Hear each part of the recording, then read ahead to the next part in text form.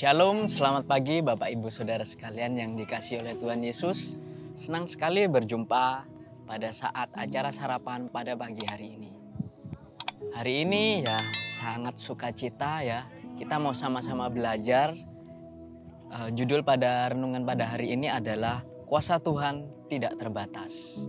Kalau kita melihat bahwa pekerjaan Tuhan dalam kehidupan kita bisa melihat bagaimana kejadian-kejadian yang telah terjadi dalam kehidupan kita di masa lalu. Sebelum kita ada pada saat posisi pada hari ini, ya kita tahu bahwa banyak sekali yang telah dilakukan Tuhan di dalam kehidupan kita. Saya sendiri banyak Tuhan melakukan perkara-perkara yang ajaib, mujizat-mujizat yang luar biasa yang Tuhan kerjakan di dalam kehidupan saya secara pribadi. Mari kita sama-sama renungkan mujizat apakah yang pernah kita alami bersama-sama.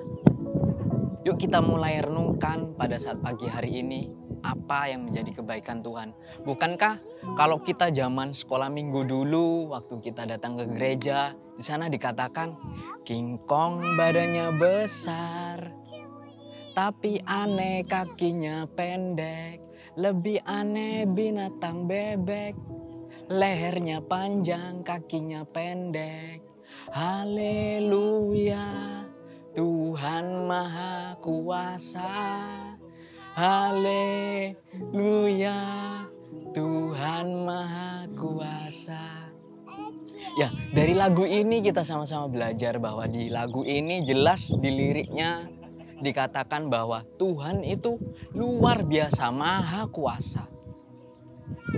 Kalau kita masih bernafas sampai detik ini, itu semua karena Tuhan. Bukankah begitu Bapak Ibu Saudara sekalian? Ya, kita mau sama-sama renungkan ya. Banyak sekali firman Tuhan di dalam Alkitab ini, suatu kejadian mujizat, hal-hal yang di luar nalar, hal-hal yang spektakuler, supranatural ini terjadi.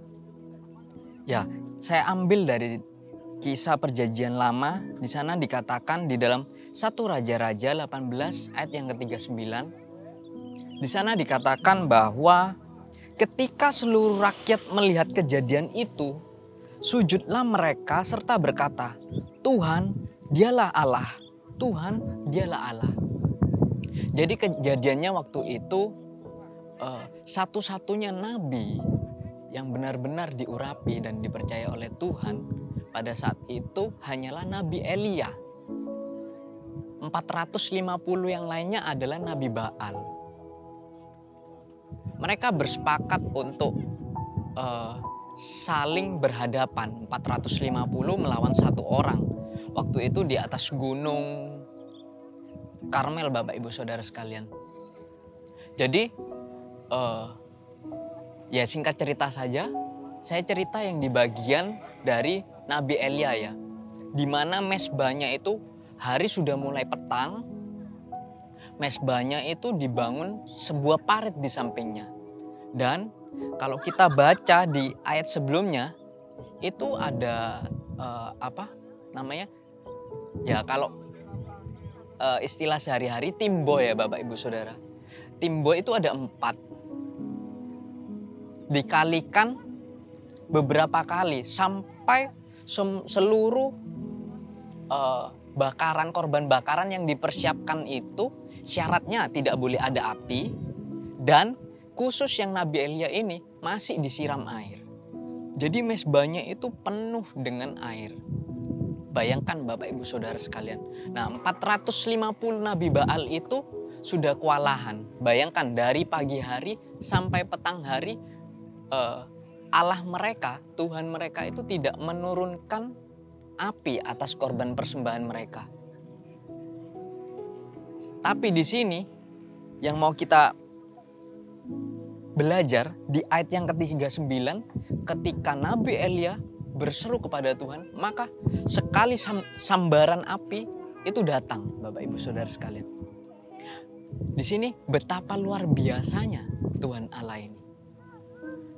Kuasa Tuhan itu tidak terbatas. Tuhan kita itu adalah Tuhan yang hidup.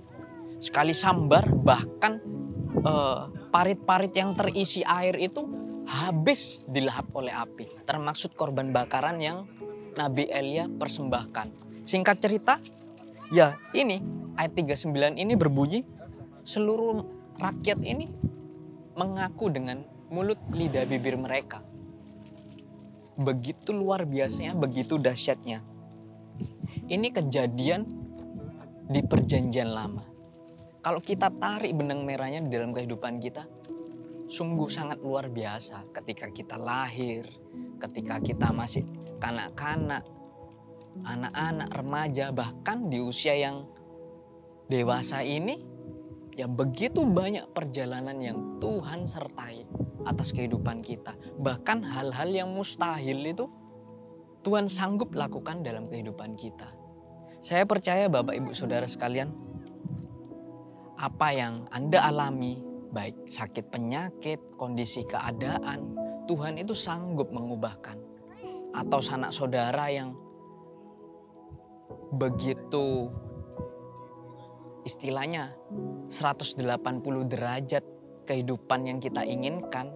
Mungkin ada keluarga kita yang tidak baik atau yang tidak benar. Ya kita menginginkan untuk mereka hidup dalam keadaan yang benar. Itu bukan hal yang tidak mungkin. Kita belajar di dalam Kisah Para Rasul 9 ayat yang pertama sampai yang kedua. Di sana dikatakan, perikopnya Saulus bertobat. Sementara itu berkobar-kobar hati Saulus mengancam dan membunuh murid-murid Tuhan. Ia menghadap imam besar. Jadi intinya dia minta izin untuk menganiaya murid pada jemaat mula-mula pada saat itu. Dan meminta surat kuasa dan padanya untuk dibawa kepada majelis-majelis Yahudi di Damsyik.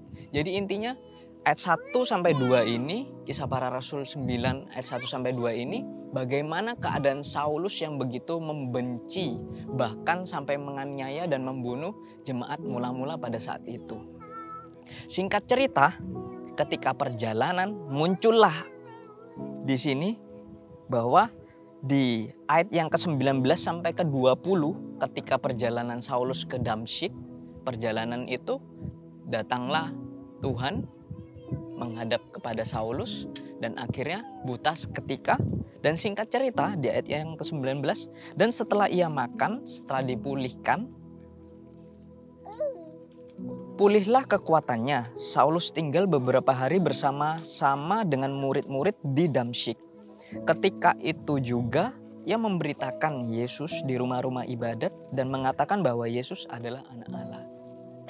Sana kita belajar dari seorang pembunuh diubahkan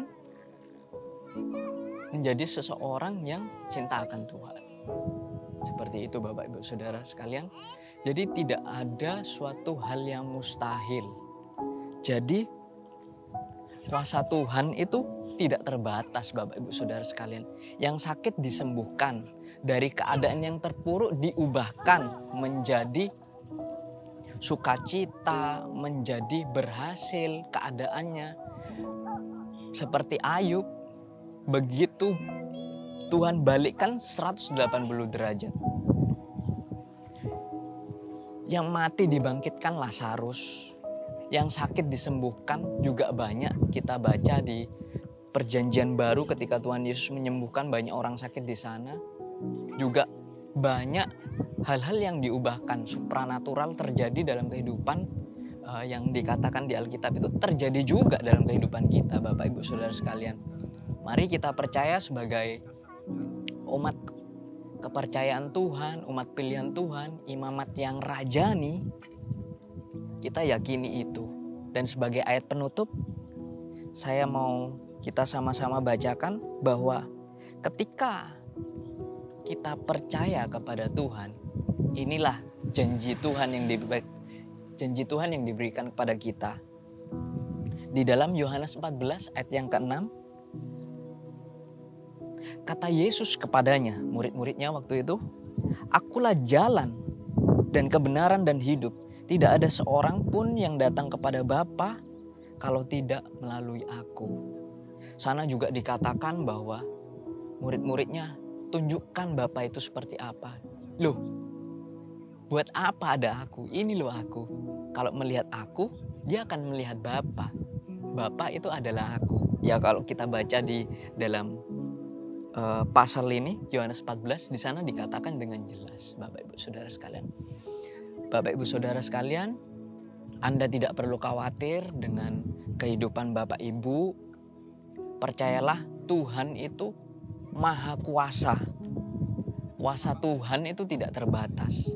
Ketika Anda sakit, Anda pasti disembuhkan. Ketika keadaan Anda terpuruk, keadaan terpuruk Anda pasti diubahkan menjadi lebih baik dan bahkan berkemenangan. Ketika Anda jauh dari keselamatan, janji ini, ketika Anda percaya dengan firman Tuhan, maka Tuhan akan menyatakan jalannya dalam kehidupan Anda. Sekian Bapak Ibu Saudara sekalian, renungan pada pagi hari ini. Biarlah renungan ini membawa semangat dan sukacita bagi Bapak Ibu Saudara sekalian. Selamat beraktivitas, Tuhan Yesus memberkati.